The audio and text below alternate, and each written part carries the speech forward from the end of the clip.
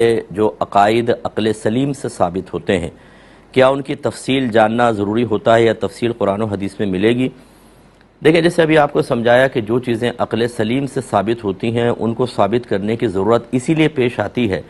کہ قرآن و حدیث کی نقول میں وہ چیزیں موجود نہیں ہوتی یا تفصیل سے نہیں ہوتی ہیں۔ اس وجہ سے پھر علماء اسلام جو ہیں وہ عقل سلیم سے عقائد کو وضع کرتے ہیں، دیگر علماء کے سامنے پیش ہوتے ہیں، متفقن علیہ، پھر وہ عقیدہ عوام تک پہنچایا جاتا ہے۔ جیسے اللہ تبارک و تعالیٰ کی ذات قدیم ہے، ایسی اس کی صفات بھی قدیم ہیں، کیونکہ اگر اللہ تعالیٰ کی ذات کو قدیم مان لیا جائے اور صفات کو قدیم نہ مانا جائے تو اس کا مطلب ہے صفات جب قدیم نہیں ہیں تو حادث ہیں، حادث کا مطلب مخلوق ہیں، اور مخلوق کے لیے خالق چاہیے۔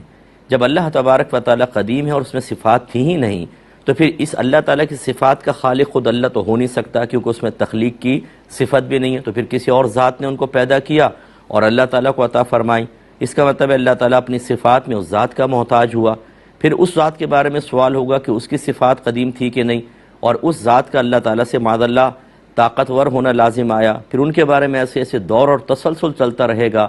اور معاذ اللہ ثم معاذ اللہ اللہ تبارک و تعالیٰ سے زیادہ قدرت رکھنے والی لاکھوں ذوات کو ماننا پڑے گا۔ تو اس طریقے سے